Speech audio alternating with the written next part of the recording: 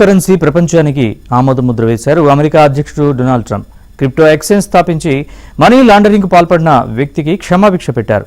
అసలు ట్రంప్ ఎందుకు క్రిప్టోపై మోజు పెంచుకున్నారు? తన కుటుంబం అంతా అందులో చేరి వేల కోట్లు ఎలా ఆర్జిస్తోంది?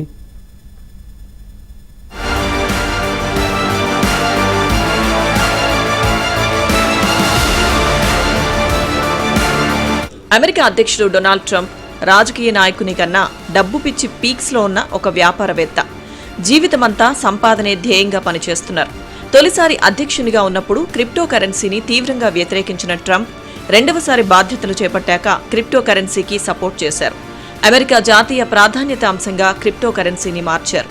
డొనాల్డ్ ట్రంప్ అధ్యక్షునిగా పోటీ చేసినప్పుడు ప్రచారం కోసం కోట్ల రూపాయలు విరాళాలు ఇచ్చారు బిట్కాయిన్ పెద్దలు.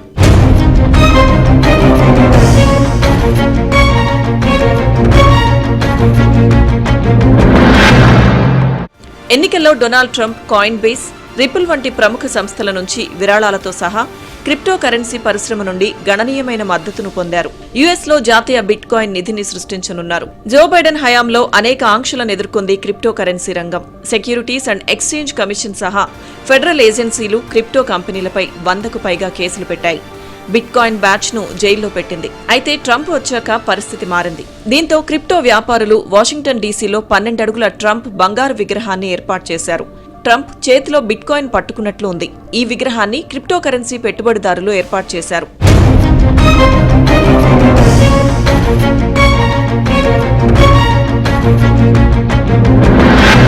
క్రిప్టో కరెన్సీ ప్రపంచానికి ఆమోదముద్ర వేయాలన్న నిర్ణయం తీసుకున్నారు ట్రంప్. క్రిప్టో కరెన్సీని కూడా ప్రధాన ఆర్థిక స్రవంతిలో చేర్చేందుకు రూపొందించిన చట్టానికి పచ్చజెండా ఊపారు. ట్రంప్ కుటుంబ సభ్యులంతా క్రిప్టో కరెన్సీ, బిట్కాయిన్ వ్యాపారాల్లో కోట్లాది రూపాయలు ఆర్జిస్తున్నారు. 15 ఏళ్ల క్రితం జపాన్లో బిట్కాయిన్ పుట్టినా అనుకున్నంత విజయం సాధించలేదు. డబ్బుపై అదుపు ప్రభుత్వానికే కాదు, ప్రైవేట్ వ్యక్తులకు ఉండాలన్న ఉద్దేశంతో ఇది రూపుదిద్దుకుంది. క్రిప్టో అంటే సెంట్రల్ బ్యాంక్ ద్వారా జారీ కాని డిజిటల్ సంపద అని అర్థం.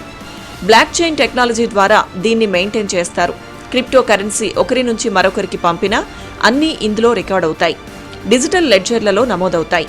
దీన్ని ఏ సంస్థ, ఏ వ్యక్తి అదుపు చేయరు. క్రిప్టో కరెన్సీకి టోక్యోలో ఒక ఎక్స్చేంజ్ ఉండేది. 2014లో అది మూతపడింది. FTX 2022లో మూతపడింది. దీంతో బిట్ కాయిన్, క్రిప్టో కరెన్సీ నష్టమన్న అభిప్రాయం కలిగింది.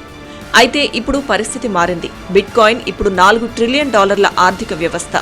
ట్రంప్ కుటుంబమంతా క్రిప్టో కరెన్సీలో ఉంది. తాను ఈ వ్యాపారంలో $1 బిలియన్ సంపాదించానని ట్రంప్ స్వయంగా చెప్పుకున్నారు. That's music to my ears. I love that sound. Other people don't like it. I love it, Josh. I think when I hear that sound, it reminds me of money.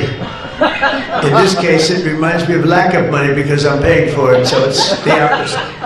But it's going to be one of the most beautiful ballrooms anywhere in the world, and it's going to be able to take care of tremendous.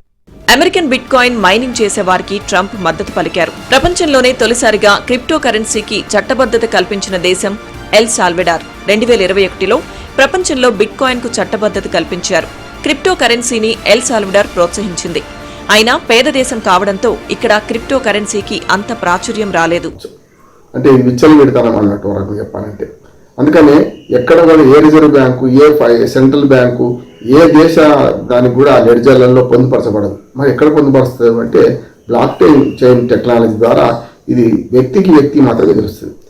మీరు నా దగ్గర bit coin మీకు అమ్మింది అనుకోండి, మీకు నాకు మాత్రం తెలుస్తుంది. అంటే అందరికి సర్వర్లో అందరికీ వస్తుంది.